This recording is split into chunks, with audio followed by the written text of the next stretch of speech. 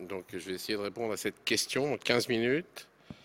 Y a-t-il une place pour la ventilation spontanée? J'ai pas de conflit d'intérêt, si ce n'est qu'en fait, je dois vous avouer que je pratique la ventilation spontanée depuis un tout petit peu plus de 58 ans, que j'en suis assez content.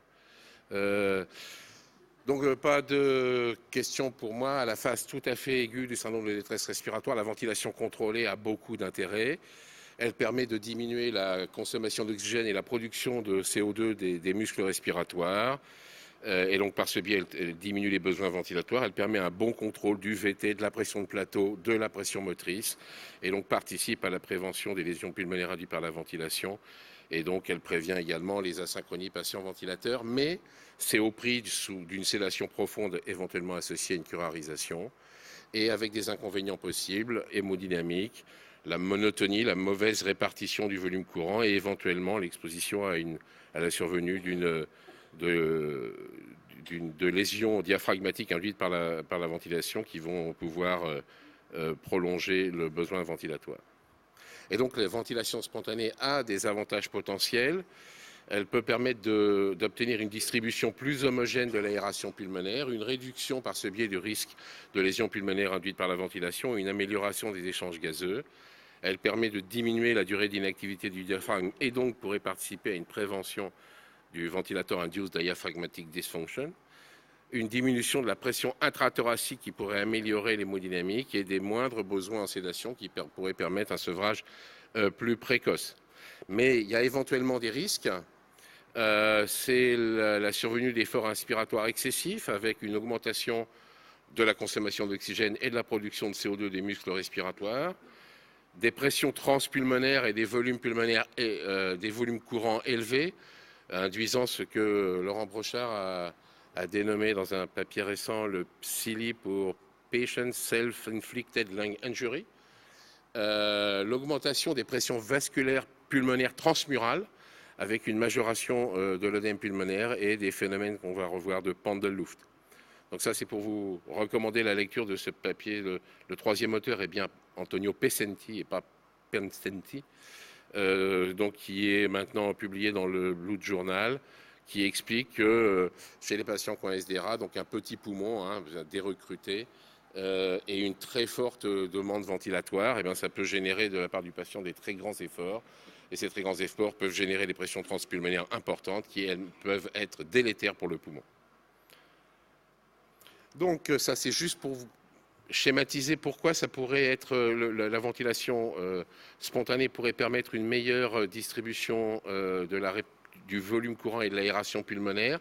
C'est simplement que quand lors d'efforts de ventilation spontanée, là, il y a une contraction diaphragmatique et ça va induire une augmentation de la pression transpulmonaire dans les territoires pulmonaires inférieurs, ceux qui sont les plus dérecrutés, les moins aérés. Et donc, ça va permettre donc une distribution du VT plus homogène par rapport à une ventilation contrôlée, où de fait, en ventilation contrôlée, la pression transpulmonaire des zones inférieures est forcément inférieure à ce qu'elle est dans les zones supérieures. Et donc, ces zones reçoivent moins de volume, du fait, en fait, essentiellement du poids du poumon, éventuellement des viscères abdominaux et du médiastin.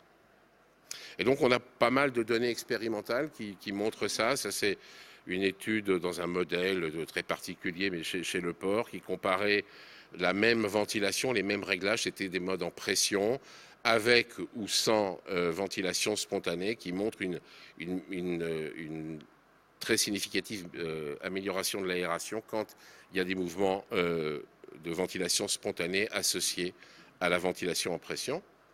On a aussi des données chez l'homme, c'est encore l'équipe d'Antonio Pesenti, c'est la technique de tomographie en impédance électrique, c'est des patients qui sont à la phase secondaire du SDRA, et ça c'est une image caractéristique de l'étude.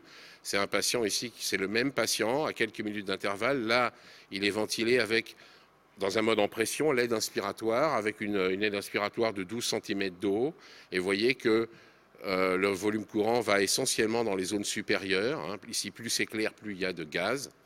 Et donc, alors que chez ce même malade, alors qu'il a le même volume courant, mais cette fois-ci, il a une aide à 3 cm d'eau, c'est quasiment la ventilation spontanée, la répartition de l'aération est bien plus homogène. Hein. L'effort de ventilation spontanée a permis de mieux aérer les territoires inférieurs.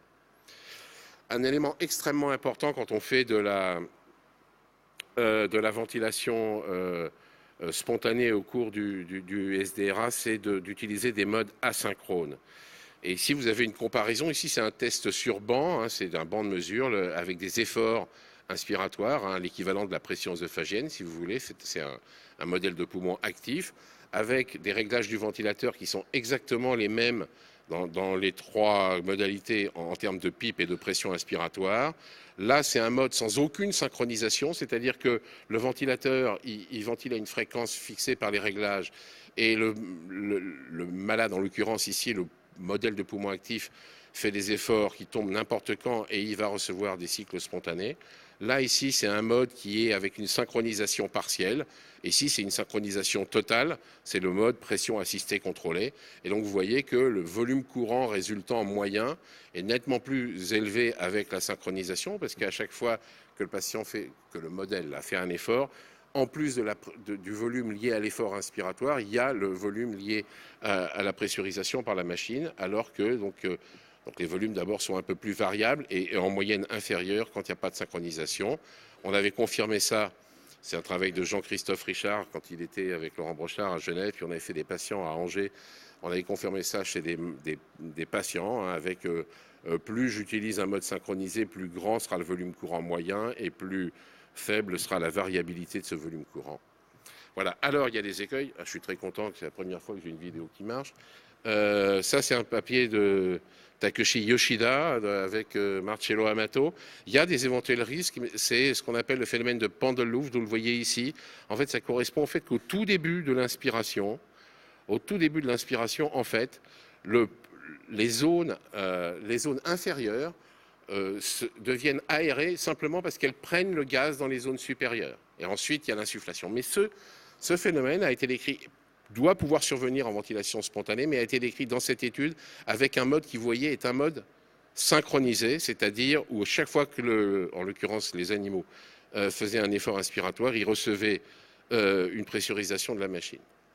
Et par ailleurs, un élément important quand on utilise la ventilation spontanée au cours du SDRA, c'est d'utiliser une PEP élevée, parce que cette PEP élevée, ça va permettre d'éviter les phénomènes d'ouverture, fermeture dans ces territoires inférieurs, aérés pendant l'inspiration, désaérés pendant l'expiration. Il faut les maintenir ouverts, sinon ils vont faire ce phénomène d'ouverture, fermeture. Et par ailleurs, en tout cas dans les modèles animaux, quand on augmente le niveau de PEP, on constate une tendance à une diminution de l'intensité des efforts inspiratoires effectués ici par les animaux qui avaient un modèle de SDRA.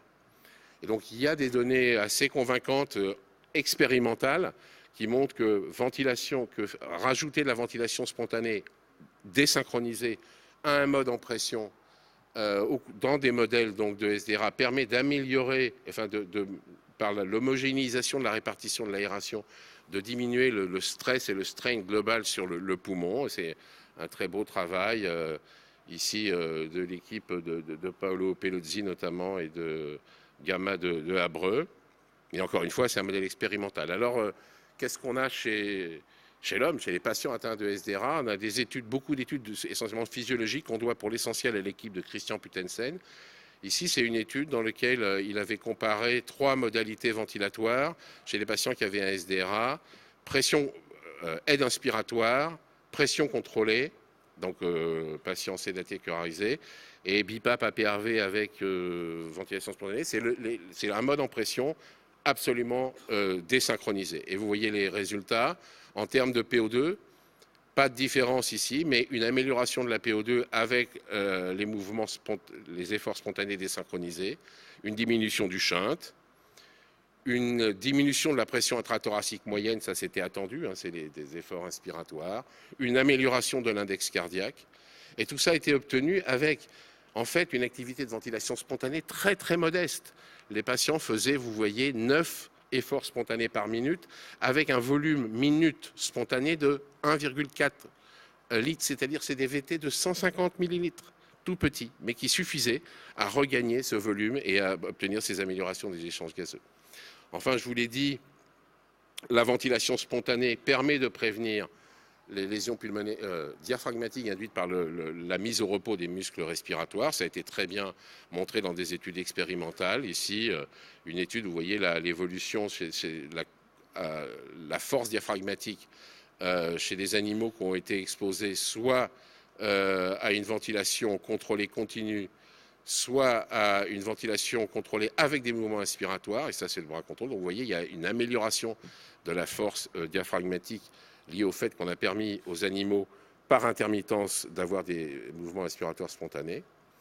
On a aussi des données, alors qui ne portent pas spécifiquement sur le SDRA et pas spécifiquement sur ce mode ventilatoire, mais des données absolument spectaculaires de l'équipe de Toronto, Gollinger, montrant qui a surveillé l'épaisseur, qui a monitoré l'épaisseur diaphragmatique en échographie au cours de la ventilation, sur plusieurs jours, et qui montre qu'il y a une diminution de cette épaisseur, une atrophie musculaire et d'intensité qui est très importante chez les patients qui n'ont aucune activité inspiratoire, mais qui n'existe plus et donc qui est préservée chez les patients qui ont une activité inspiratoire suffisante, avec même des patients dont l'épaisseur diaphragmatique augmente au fil du temps, probablement parce qu'ils ont un excès d'effort et que cette augmentation, ce n'est pas du bodybuilding diaphragmatique, c'est plus probablement des lésions et de l'œdème diaphragmatique, donc plutôt un effet délétère des efforts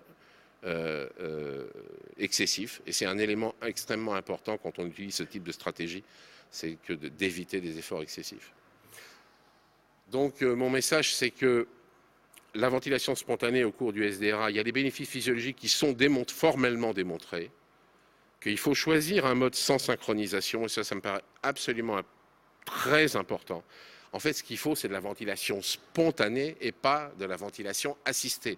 L'aide inspiratoire, ce n'est pas de la ventilation spontanée, c'est un mode assisté. Et donc, c'est des modes où la ventilation spontanée est complètement désynchronisée de la machine. Et ça doit être associé à une stratégie de PEP élevée. Il faut éviter les efforts inspiratoires excessifs, et ça, c'est pas si simple, et ça va être possible par le management de la sédation et du niveau de ventilation minute imposé par la machine.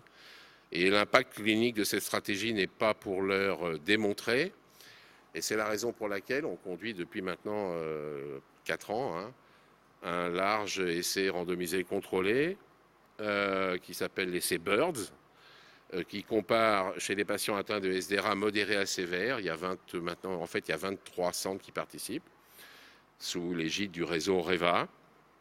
On compare 2 stratégies, ventilation assistée contrôlée en volume versus ce mode en pression sans synchronisation, avec un objectif d'obtenir 10 à 50% de la ventilation minute qui soit de la ventilation spontanée dans le bras BiPAP APRV.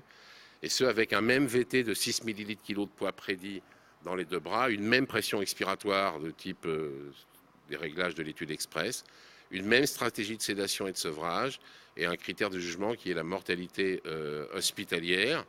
Et donc, on a développé pour cette étude un algorithme d'adaptation des réglages dans le mode BiPAP APRV. Ça nous a pris un peu de temps, un algorithme assez simple. Et ça, je ne peux pas vous donner les résultats de l'étude où on a prévu d'inclure 700 malades. Il y a à ce jour 580 malades qui ont été inclus dans l'étude. Et je voudrais en profiter pour remercier tous ceux qui, parmi vous, participent et donnent de leur temps pour tout ça. En tout cas, il y a un message qui est très clair, c'est que la faisabilité ne pose aucun problème, y compris dans des centres qui n'avaient jamais jusque-là utilisé ces modes un petit peu particuliers, parce que effectivement, il faut s'habituer. Quand vous voyez l'écran du ventilateur, ça donne ça. Alors là, au passage, c'est plus que l'écran du ventilateur. Là, c'est pour une étude physiologique. Vous avez ici la pression œsophagienne, mais vous voyez l'écran du ventilateur, la pression des voies aériennes, c'est un mode en pression. Puis là, un effort spontané qui va donner ce volume-là. Là, un cycle machine. Là, il y a un cycle machine avec un petit effort spontané ici. Et donc, vous voyez, c'est absolument désynchronisé. Et donc, j'espère pouvoir, probablement pas dans 1 an, mais j'espère que dans 2 ans, je pourrai venir vous présenter les résultats de cet essai. Je vous remercie.